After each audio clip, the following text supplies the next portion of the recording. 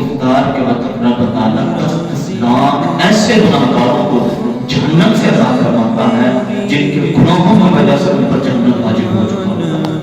ان لوگوں کو فرمایا رب تعالیٰ جہنم سے عذاب عطا فرماتا ہے.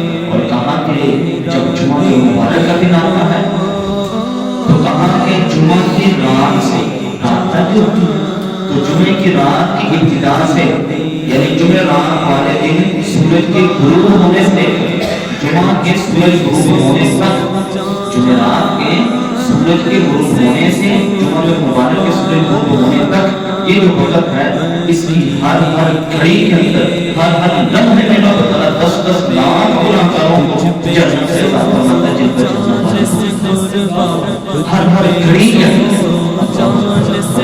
ماہ رمضان کی آخری رات آتی ہے ماہ رمضان کی آخری عید الفطر کی رات آتی ہے جتنے پورے مہینے میں معاف کیے تھے اس آخری رات میں اس مقدار کے مطابق پھر معاف کروا دیں گے. کتنی رحمت کتنی وسعت کتنا وہ مہربان ہے کتنا وہ رحیم ہے کتنا وہ کریم ہے مالک کہ اس کی رحمتیں اتنی برس رہی ہیں. رحمتوں سے حصہ لینا اب سب کی ذمہ داری ہے کہ ہم حصہ لیں. اب حصہ ملتا کس کو؟ یہ جو رحمتیں برس رہی ہیں یہ کن کے حصے میں رحمتیں آتی ہیں؟ قرآن مجید کے اندر ارشاد فرمایا پارہ کے اندر آیت نمبر 108 کے اندر تفصیلی ذکر موجود ہے جس سے پہلے رب تعالیٰ ارشاد فرمایا لوگوں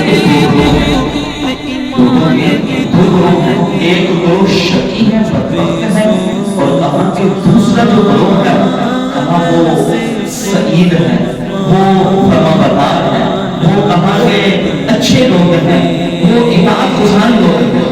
ایک نافرمان ہے بدبخت ہے شقی ہے اور دوسرے لوگ ہیں اطاعت گزار ہے فرمانبردار ہے سعید ہے. یہ دو لوگ ہیں. کہا کہ جو شقی ہے وہ کیا جانتے ہیں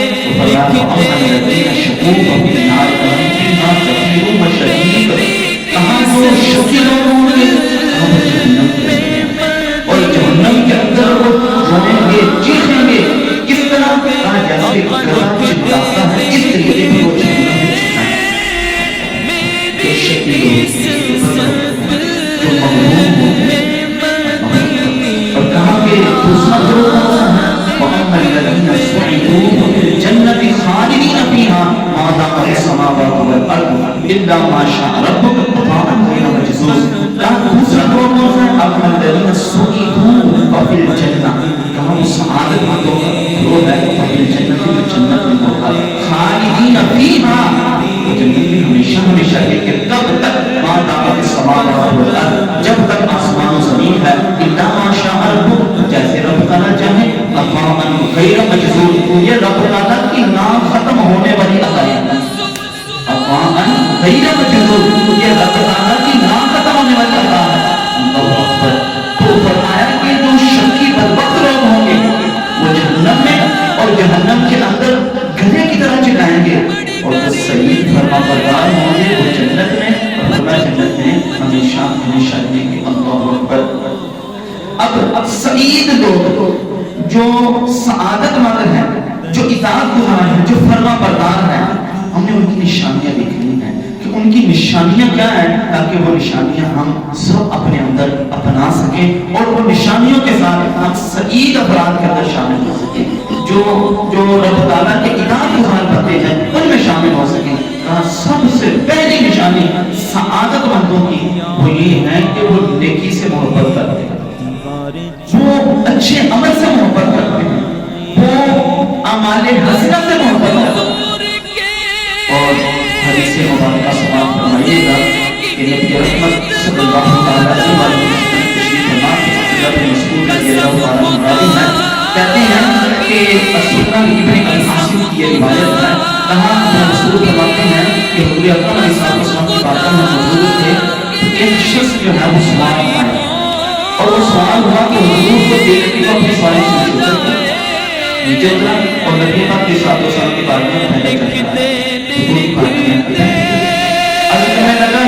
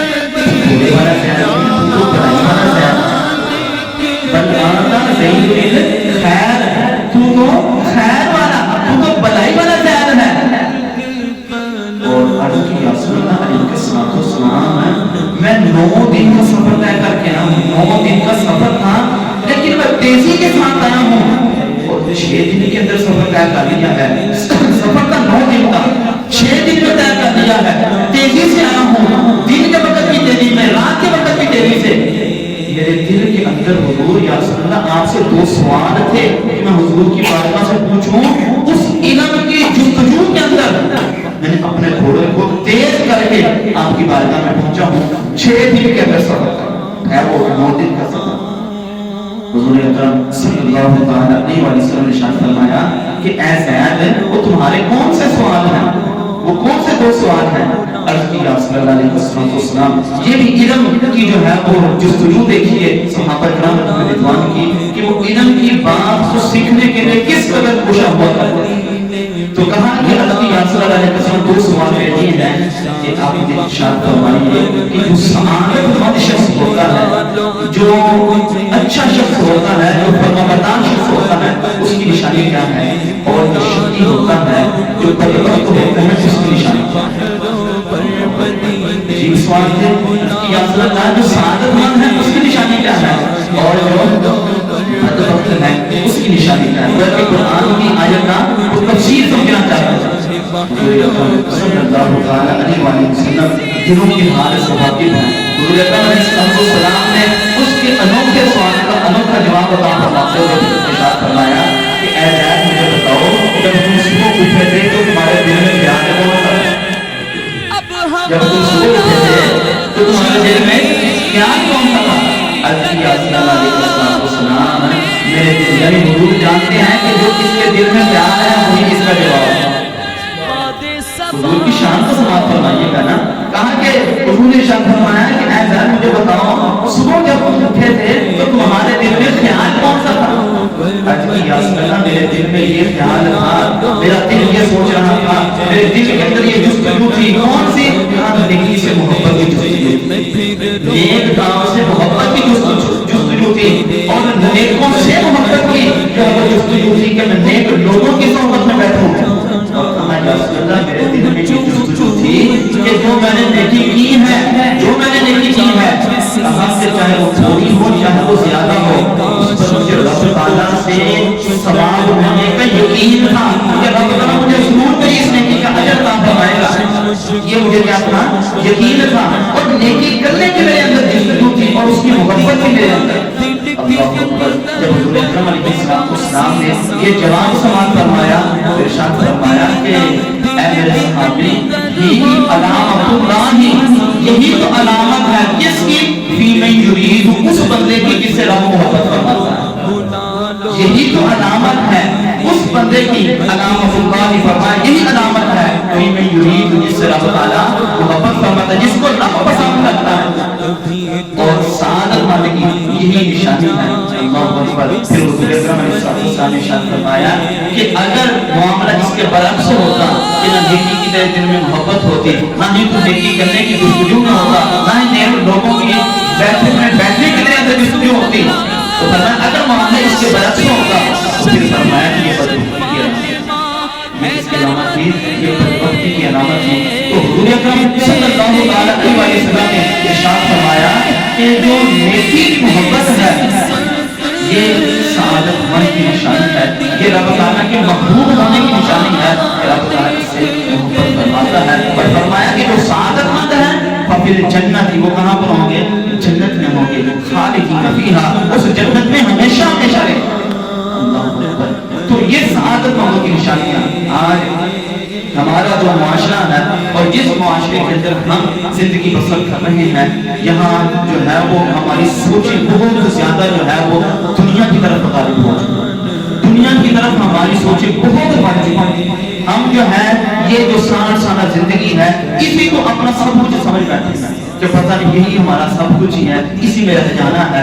اور جو ہے وہ بچوں کے مستقبل کے بارے میں ہماری یہی سوچ ہوتی ہے کہ ان کا یہ جو 35 سال ہے یا 40 سال جو مستقبل ہے یہی بہتر بنا جائیں اور یہی کامیاب کر جائیں. تو ہم سمجھتے ہیں بڑا یا مانا مالیہ ہے, ہمیں جو ہے وہ 35-40 سالہ مستقبل اور فیوچر کی تو سوچ ہے, لیکن اس کے جو ہے بننے کے بعد جو ہے ہمیشہ کے لیے مستقبل ہے, قبر کا مستقبل, آخر کا مستقبل ہے, رب کی باتوں میں حاضر ہونے کا مستقبل ہے, اس کی سوچ نہیں ہے کہ میرے بیٹے کے اندر نیکی کی محبت کتنی ہے, اچھائی کی طرف وہ کتنا راغب ہے, اس کی طرف بھی ہماری توجہ بہت کم ہو چکی ہے. لیکن صحابہ کرام علیہم رضوان کی جو سوچیں ہوتی تھی وہ نیکی کے اعتبار سے ہوتی تھی, وہ نیک اعمال کی جستجو کے اندر ہوتے تھے, اور کس قدر ان کے اندر شوق ہوتا تھا نیکی کرنے کا.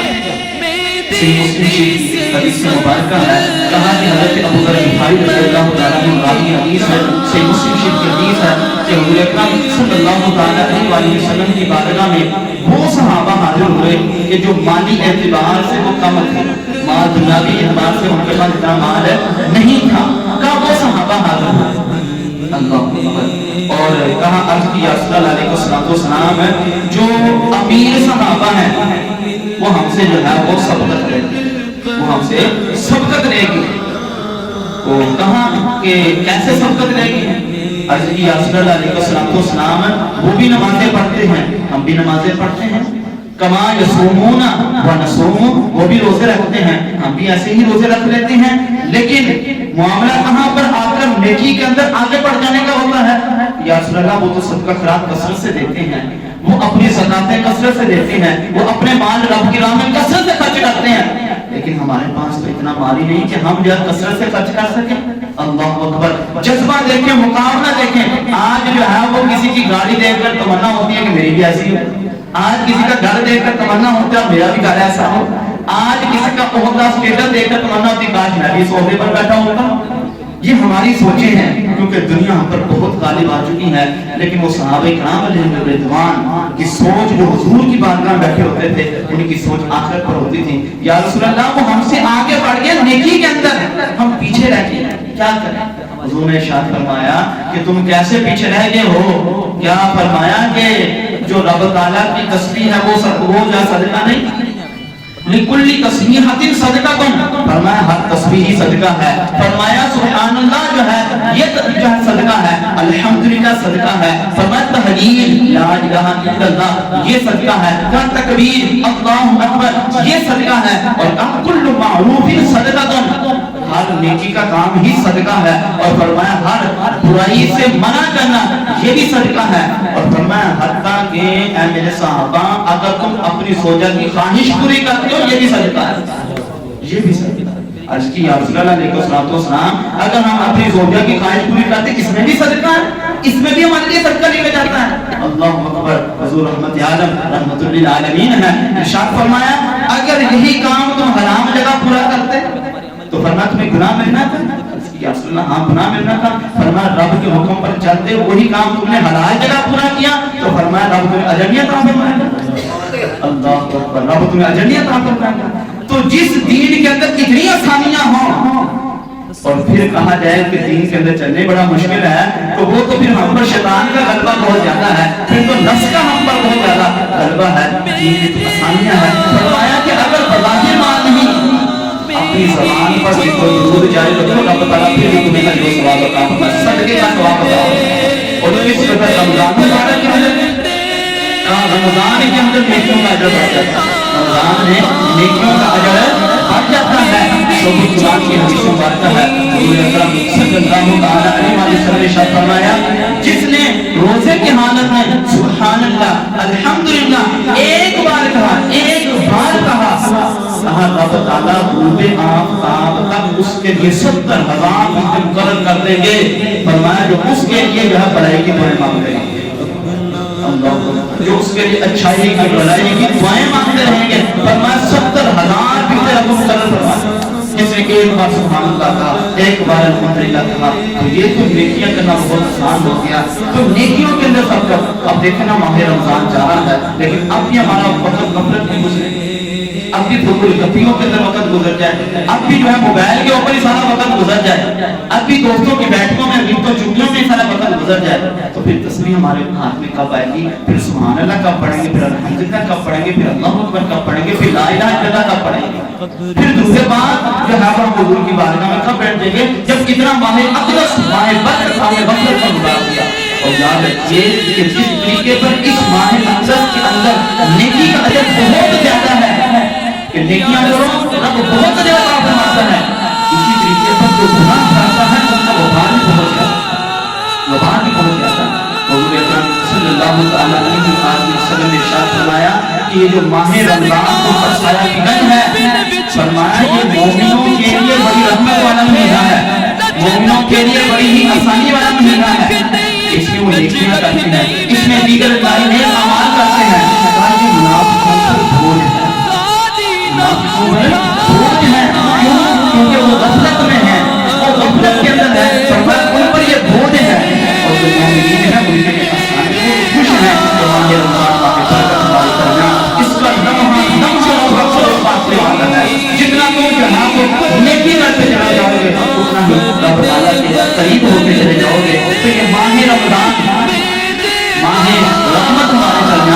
ہے اس کو غفلت میں گزارنا ہماری نادانی کی بات ہے. اور پھر جو ہے ہمیں اپنے جو ہے وہ بزرگوں کی جو ہے وہ سیرت کو سامنے رکھنا چاہیے. کل دن گزرا ہے یوم وصال خاتون جنت سیدہ کائنات سیدہ فاطمہ الزہرا سلام اللہ علیہا کا یوم وصال گزرا ہے. کوئی لمبی زیادہ زندگی آپ نے نہیں پائی. آپ کی صرف عمر مبارکہ 29 سال آپ کی عمر مبارکہ ہے. حضور رحمت علیہ السلام کے اعلان نبوت کے کرنے سے 5 سال پہلے آپ کی ولادت ہوتی ہے. 29 سال جس سال حضور اکرم علیہ السلام کا وصال ہوا اسی سال 6 مہینے کے بعد رمضان کی 3 تاریخ کو آپ کا وصال ہوتا ہے. لیکن اس قدر آپ کی سیرت کامل، اس قدر آپ کے بارے میں جو ہے وہ کردار اور سیرت کے اعلیٰ نمونے موجود ہیں. اس کے پیچھے ریزن کیا ہے، اس کے پیچھے وجہ کیا ہے؟ ایک تو وجہ یہ ہے کہ حضور کی شہزادی ہے، حضور کی لاڈلی ہے، اور حضور نے جن کو سب سے زیادہ پیار کیا وہ فاطمہ الزہرا ہے. لیکن یہ بات یقینی طور پر ہے کہ نسب کی وجہ سے بھی فضیلت ہوتی ہے، لیکن ان کا ذاتی کردار اس اعلیٰ نتیجے پر پہنچا ہوا ہے، اس اعلیٰ مقام پر پہنچا ہوا ہے. ان کا ذاتی کردار اسلام سے نہیں دیکھ سکتا ہے. تو بیٹی ہونے کی صورت میں حضور حضرت آدم علیہ السلام صلی اللہ علیہ وسلم کے گھر کو سنبھالنے والی بیٹی ہونے کے نتیجے میں اور حضور کا ہر جگہ ساتھ دیا ہے. بس اتنا زیادہ گنجائش نہیں ہے. 3 سال تک شب ابی طالب میں حضور اکرم علیہ السلام ایک گاٹھی کے اندر جو ہے وہ کفار قریش نے آپ کو جو قید کر دیا تھا، ایک پہاڑ کی گاٹھی کے اندر قید کر دیا تھا. اور پورے اہل مکہ والوں نے ان سے سوشل بائیکاٹ کر دیا تھا. 3 سال شب ابی طالب 3 سال کے دوران عمر مبارکہ 7 سے 8 سال کی شب ابی طالب کے اندر حضور اکرم علیہ السلام کے ساتھ تھے. زبان پر شکوہ نہیں آیا. آج کے اندر گھر کا کام کاج کرتے وقت آپ کے ہاتھوں پر جو ہے وہ چھالے پڑ جاتے تھے، لیکن کبھی بھی پوری زندگی کے اندر حضور کی شہزادی تھی کبھی خادمہ اپنے لیے نہیں دی، بلکہ جو ہے وہ خود اپنے ہاتھوں سے ساری کر کے کام کیا کرتے تھے. ہر چیز کی ضرورت موجود تھی، ہر چیز کی وہاں سہولیات تھی، لیکن اپنے ہاتھ سے سارے کر کے کام کیا کرتے تھے. تو یہ آپ کی سیرت ہمارے لیے نمونہ ہے، ہماری ماں بہنوں کے لیے نمونہ ہے جو بار بار تشریفہ کرتی ہیں. ہم اپنی بیوی کی تربیت نہیں کر سکتے لیکن بیٹی کی تربیت کر سکتے ہیں. بیٹی کی تربیت اور وہ بیٹوں اور بیٹیوں کی جو تربیت ہے وہ 10-12 سال اور جو ہے وہ بالغ ہونے کے بعد نہیں کر سکتے، وہ بچپن کے اندر کریں گے کیونکہ وہ ذہن کمزور ہوتا ہے، وہ ذہن ابھی کچا ہوتا ہے. جو چیزیں وہاں لکھ دیں گے وہی اس سیرت کے اندر اس جو ہے وہ اس کے سیرت کے اندر نقش ہو جائیں گے. جب بڑے ہو کر آپ تربیت کریں گے تو پھر وہ جو ہے وہ مضبوط جو ہے وہ کردار عادت ہو چکی ہے، اب اس کو تبدیل نہیں کیا جا سکتا ہوگا. تو بچوں کی بچپن سے تربیت کریں، بچپن سے ان کو جو ہے وہ نیکی کی طرف لے کر آئیں، مسجد کی طرف لے کر آئیں، ان کو رب کی جو ہے وہ ذکر کی طرف لے کر آئیں اور ان کو حضور کی محبت سکھائیں. انشاءاللہ دنیا بھی بہتر ہو جائے گی، آخرت بھی بہتر ہو جائے گی. اللہ ہم سب